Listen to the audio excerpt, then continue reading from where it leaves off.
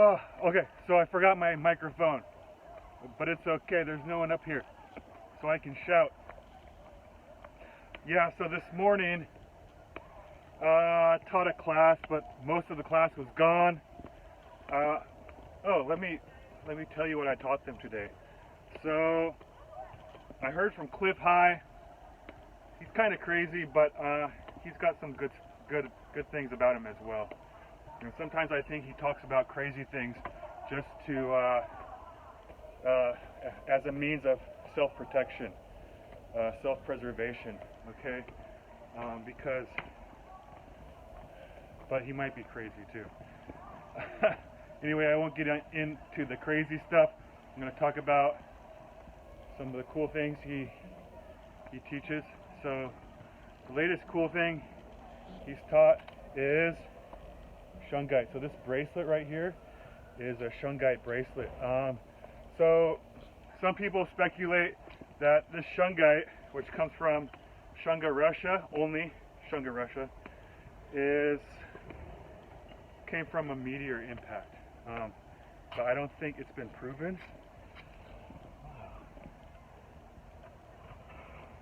That's what I found. It's like a seed. It looks like Shungite, but it's a seed. Alright. So, no, that's not Shungite. Yeah, so some people speculate that Shungite from Shunga, Russia, came from a meteor, came from outer space. And Shungite has a lot of cool properties. So if you study science, you know 3 things conduct. Number 1, all metals conduct electricity, free electrons. Number 2, electrolyte solutions or salt solutions. Okay, like sodium chloride. A lot of people say, oh, water conducts. No, water doesn't really conduct very well. So it's not a conductor. Water's not a conductor. But water with dissolved salts have free ions, okay, that are going to carry a charge. So solutions with dissolved salts, they all conduct electricity very well. And the third one is graphite and other carbon allotropes. So graphite conducts because of its delocalized or free electrons. So graphite has, so carbon has 4 electrons and only 3 bonds. So 3 of those electrons are locked up in covalent bonds, but 1 is footloose and fancy free. Okay, so, but you also have some of the other carbon allotropes. Okay, so I'm sure most of you are familiar with graphene. Graphene is a superconductor. It's like a sheet of carbon, a really thin, it's an atomic sized sheet of carbon atoms. Okay, once again, each carbon has 4 electrons, but in the sheet of graphene, only 3 of those, only 3 of the electrons, the outer electrons of the carbon atom are bonded, so 1 is free. So I want to say that chemistry kind of oversimplifies what's really going on. Okay, if you want to know what's really going on with atoms, you have to study spherical harmonics, okay? But chemistry kind of dumps down a lot of this stuff and quantifies a lot of this stuff, like electrons aren't really particles, okay? It's a field, okay? But we have to simplify things because we're not smart enough as humans to understand these unless we simplify them into particles that we can count and quantify. So a lot of the things that we study in chemistry are not actually what's really going on, but yeah, so I just wanted to get that off my chest. And what's actually really going on is probably too difficult for most people to understand and yet explain. So, but I teach a certain curriculum, which is Cambridge, O level, AS level, and A level chemistry, and Yeah, we quantify things into protons, neutrons, and electrons. Okay, so wow, I'm rambling. Like I said, I didn't put my coffee to use this morning. I didn't have any students in class. I didn't really teach very much. And then I sat in the theater for an hour watching students get their awards for good midterm grades. Pull this in a little bit, okay, so you can hear me. Oh, let me shout. I forgot my microphone. Okay, so what else? Yeah, so graphite, graphene, and nanotubes. So nanotubes are like graphene that are rolled up into tubes. Nanotubes are just as superconductive as graphene. And another carbon allotrope is called the Buckminster fullerene, or fullerene. So the Buckminster fullerene is carbon 60. It's literally a freaking atomic-sized soccer ball. Okay, soccers are made up of hexagons and pentagons. Okay, and each carbon is going to have three bonds as well. So one of the outer valence electrons, or no, I'm not going to go into the spherical harmonics. It's too much for more. This is too much for most people. Okay, let's keep this simple. So one of the electrons that don't exist really is free. It's not bound in the energy field. Okay, I'm just going to stop there. So some would say, oh yeah, so Buckminster fullerenes should conduct, but no, they don't, because they're a ball. They're like a one unit. So there's no continuity between all of the atoms. But let's go back to Shungite. Shungite, they say, I haven't done that much research yet, so they might be wrong, but they say Shungite has carbon 60 in it. So I'm thinking, all right, so carbon 60 doesn't conduct, but this conducts because it has C60. So my initial thought on that is, okay, my initial thought on it was, okay, first of all, I need to test this for conductivity. Okay, I tested it for conductivity, it conducts. Therefore, it's probably real, it's probably not fake, okay? Because unless it's like an artificial shungite, which would be fine because it's the same substance. All right, so this is like a stone, but it conducts electricity. So they say it has carbon 60 in it. And I'm thinking, wait, carbon 60 doesn't conduct electricity because there's no continuity between the balls. They're buckyballs, Buckminster fullerenes. But I'm thinking, look, this is not your typical C60. So your typical C60 is like a powder. Okay, so that powder, you're going to have too much space between most of the atoms, or enough of the atoms where it's not going to conduct electricity. But you take them like this and compress them. If you take them and compress them into this hard stone, there you have your continuity restored. So in this form, apparently, if you compress, I haven't done any research on this yet. This is just my initial thought. Okay, so this probably conducts electricity because it's compressed C60. It's not the C60 powder. So yeah, I was happy to see that it does conduct electricity. I tested it in class and I was like, yes. And it's the real deal. And so it's got some special properties. So C60 powder, let's start with C60 powder. For example, C60 powder, people take it in oil. So they'll mix it with oil, like olive oil or coconut oil. And these little buckyballs absorb toxins in your body really well. And it's a very strong antioxidant as well. That's what I hear. So people take it for health reasons.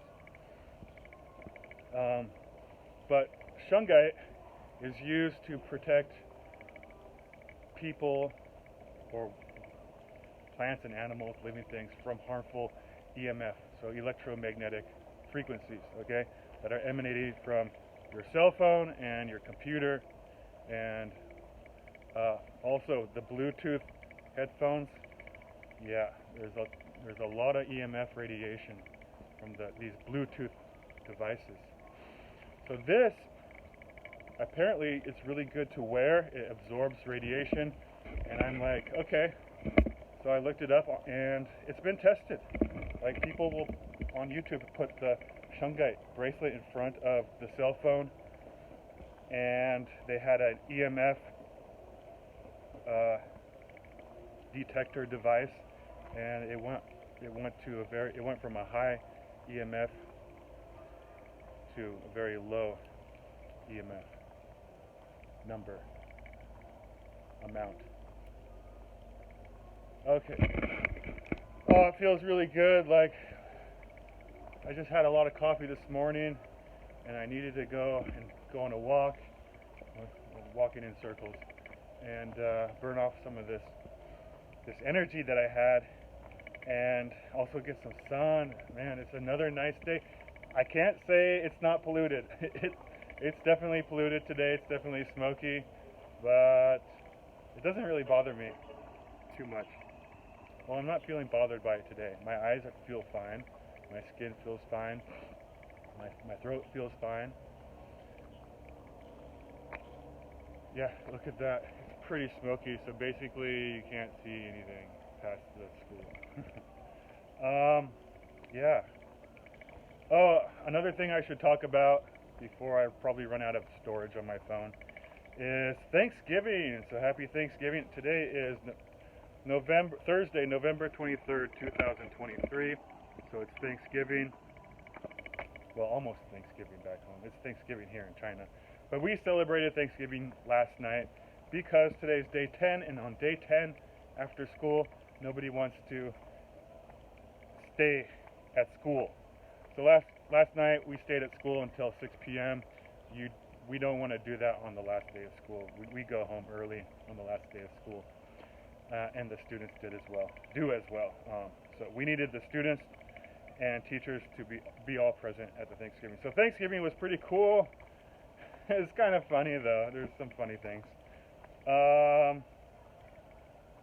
Yeah, the Chinese staff was very considerate into holding a Thanksgiving, and one American student, his name's Dan. He was born and raised in America. He's American Chinese. He came back to China to finish his high school career. I forgot why he came back, but he's back.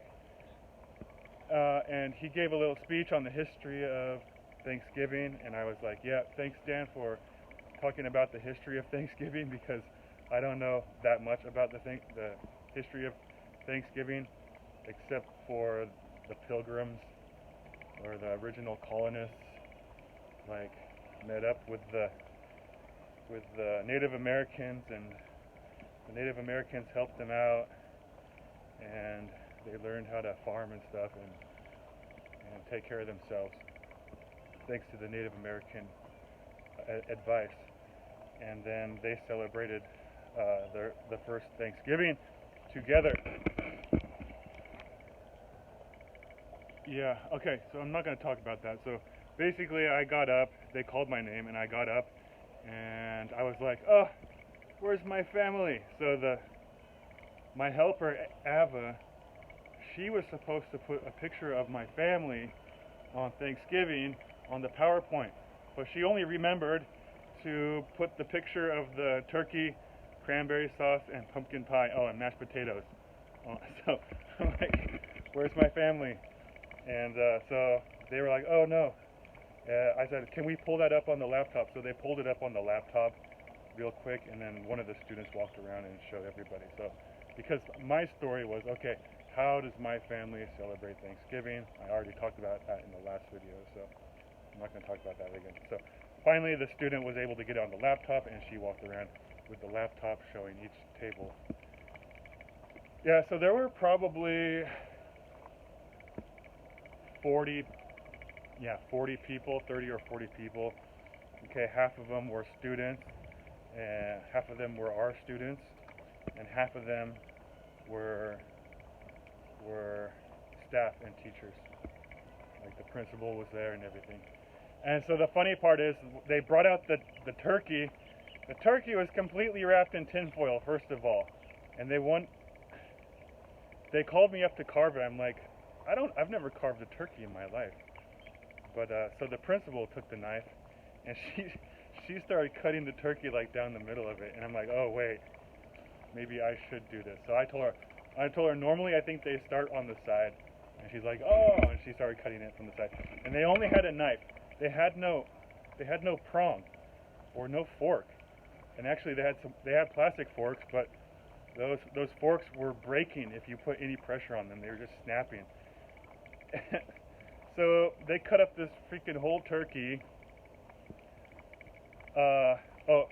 First of all though, Fanta, the South African lady, and I got rid of the foil first. I was like, we got to get rid of this foil, guys, before we start cutting into it, or we're going to have freaking aluminum foil in our turkey.